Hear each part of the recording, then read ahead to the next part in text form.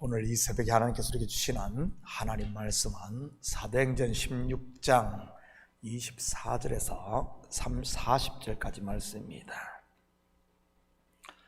저와 여러분이 한 절씩 나누어서 교독합니다. 그가 이러한 명령을 받아 그들을 깊은 옥에 가두고 그 발을 착고에 든든히 채웠더니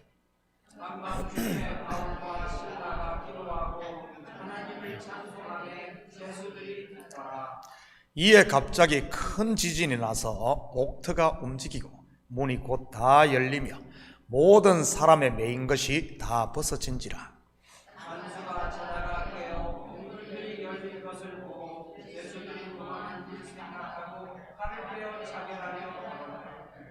바울이 크게 소리질러 이르되 내 몸을 상하지 말라, 우리가 다 여기 있노라 하니 간수가 등불을 달라고 하며 뛰어 들어가 무서워 떨며 바울과 실라 앞에 엎드리고 그들을 데리고 나가 이르되 선생들이여 내가 어떻게 하여야 구원을 받으리까 하거늘 이르되 주 예수를 믿으라. 그리하면 너와 내 집이 구원을 받으리라 하고 주의 말씀을 그 사람과 그 집에 있는 모든 사람에게 전하더라.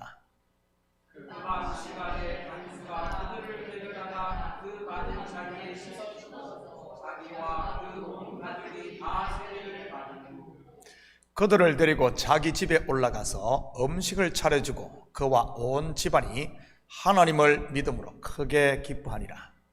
날이 새매 상관들이 부하를 보내어 이 사람들을 놓으라 하니 간수가 그 말대로 바울에게 말하되 상관들이 사람을 보내어 너희를 놓으라 하였으니 이제는 나가서 평안히 가라 하거늘 바울이 이르되 로마 사람이 우리를 죄로 정하지 아니하고 공중 앞에서 때리고 옥에 가두었다가 이제는 가만히 있게 보내보냐 하느냐. 그들이 친구 와서 우리를 데리고 나가야 하리라 하되 부하들이 이 말을 상관들에게 보고하니 그들이 로마 사람이라 하는 말을 듣고 두려워하여 와서 원하여 데리고 나가 그 성에서 떠나기를 정하니 같이 읽겠습니다.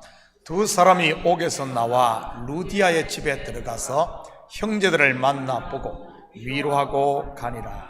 아멘. 좋은 아침입니다.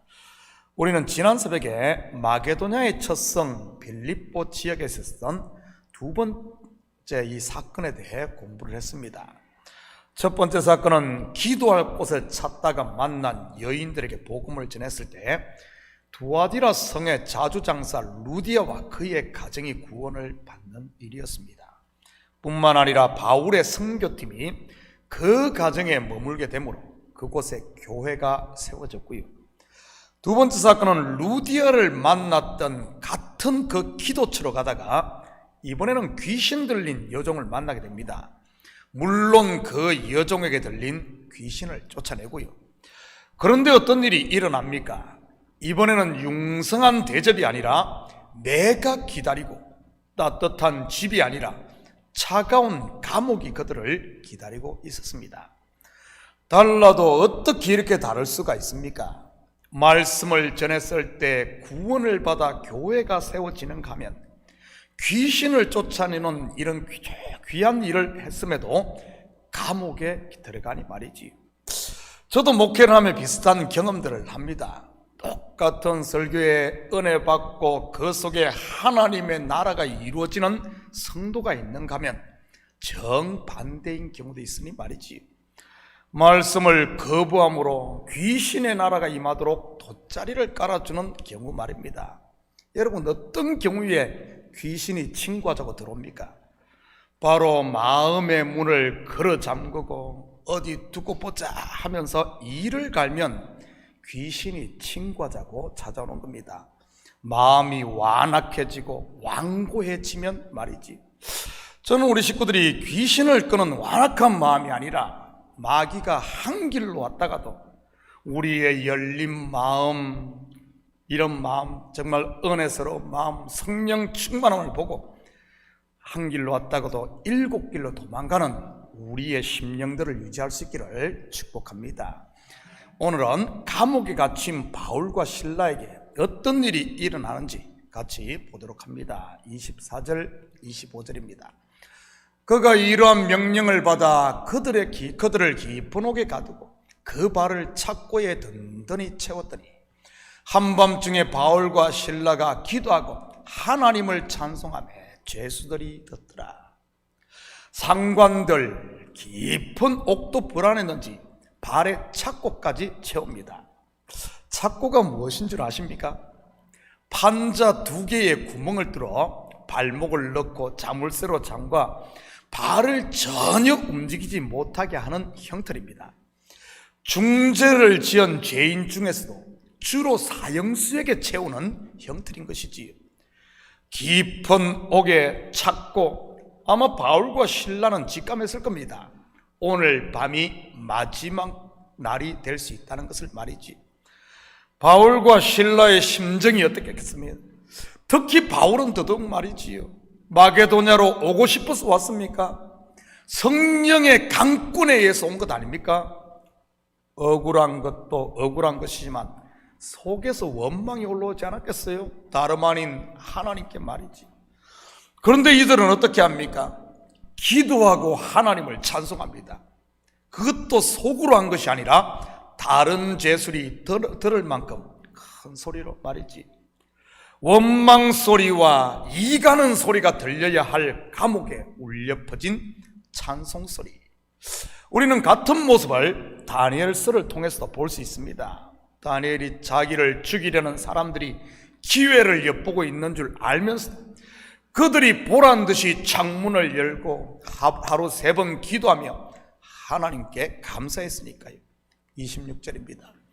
이에 갑자기 큰 지진이 나서 옥터가 움직이고 문이 곧 다 열리며 모든 사람의 매인 것이 다 벗어진지라. 성경에서 지진은 대표적인 하나님의 임재 현상 중 하나입니다. 하나님께서 시내산에 강림했을 때도 호렙산에 숨어있던 엘리야를 찾아왔을 때도 말이지. 기도하고 찬송하는 바울과 실라에게 하나님께서 임재하셨다는 말입니다. 그러자 어떤 일이 일어납니까? 모든 감옥 문들이 열리며 모든 사람의 매인 것이 다 벗겨집니다. 바울과 실라의 착고만 벗겨진 게 아니고요. 영적으로 보면 이것은 무엇을 말하는 것이겠습니까? 이들이 기도하고 찬송했다는 말은 두려움과 낙심, 불평과 원망을 하나님 앞에 내려놓았다는 말 아닙니까? 모든 것을 하나님께 맡겼다는 말이지. 결국 이 말은 내가 죽자 하나님이 내 속에 살고 내가 마음을 열자 모든 사람들의 마음이 열리며 문제들, 감옥문이 풀렸다는 이런 말입니다. 다르게 말하면 내가 살고자 하면 하나님이 떠나고 내가 마음을 닫으면 모든 사람들의 마음에 찬바람이 부는 시베리아가 된다는 말이지. 가정이 시베리아인 분 계십니까? 교회가 시베리아인 분은요. 직장은 어떻습니까? 사랑이 있네 없네 신세 타령 그만하시고 하나님 앞에 내가 엎드릴 수 있기를 축복합니다. 그러면 신세 타령이 아닌 내 속 깊은 곳에서 기도가 사람들에 대한 불평이 아닌 하나님께 드리는 아름다운 찬송이 속에서 나올 테니 말이지. 그러면 그곳이 하나님이 임재하시는 천국이 되는 것이고요. 27절 28절입니다. 간수가 자다가 깨어 옥문들이 열린 것을 보고 죄수들이 도망한 줄 생각하고 칼을 빼어 자결하려 하거늘 바울이 크게 소리질러 이르되 내 몸을 상하지 말라 우리가 다 여기 있노라 하니. 당시 죄수가 탈옥을 하면 그 죄수를 지키던 간수가 그 죄값을 대신 치루었습니다. 사형수가 탈옥을 하면 사형을 당하게 되고 무기수가 탈옥을 하면 그 지키던 간수가 무기징역을 살아야 했고요. 사도행전을 보면 앞에서 살펴보았듯이 천사의 도움으로 베드로가 탈옥을 했을 때 헤롯이 간수들을 모두 죽였습니다. 그것을 통해 우리는 명절이 끝나면 헤롯이 베드로를 죽이려고 했다는 것을 알 수 있는 것이고요. 지금 이 감옥에는 바울과 실라만 있었던 게 아닙니다. 감옥의 문들이 다 열렸으니 모든 죄수가 도망한 것으로 간수는 생각하고 자결하려고 했던 것이지. 어차피 자기는 살 소망이 없으니 말이지. 간수의 이런 행동을 보면 이 사람이 상당히 책임감 있는 사람이었음을 알 수가 있습니다. 그런데 그 뒤에 이어지는 간수의 행동을 보면 그 또한 하나님이 준비시킨 사람이란 사실을 알 수 있지요. 마치 루디아처럼 말입니다. 30절 31절입니다.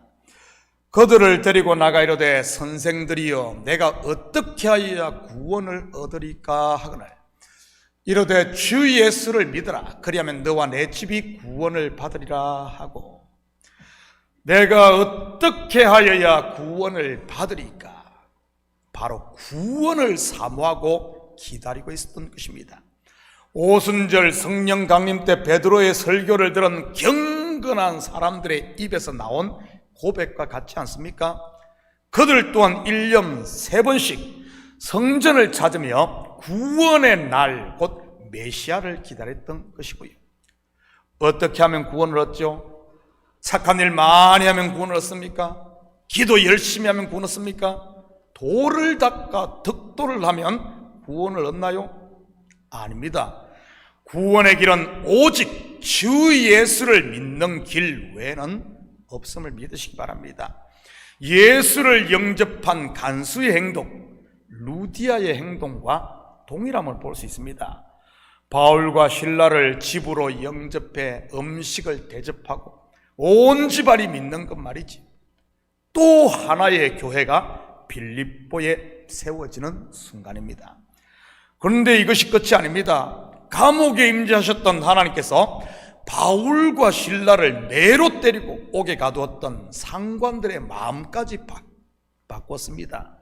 한마디로 상관들의 마음의 문도 연 것이지. 아침이 되자 바울과 실라를 석방시키라고 간수에게 명령하니까요. 37절입니다. 바울이 이르되 로마 사람인 우리를 죄도 정하지 아니하고 공중 앞에서 때리고 옥에 가두었다가 이제는 가만히 내보내고자 하느냐? 그들이 친히 와서 우리를 데리고 나가야 하리라 한데, 한마디로 상황이 역전된 것입니다. 하룻밤 사이에 말이지. 그 결정적인 계기가 무엇입니까? 하나님의 임재하심. 그렇다면 어떻게 하나님께서 감옥에 임재하셨습니까? 바울과 실라의 기도와 찬송입니다.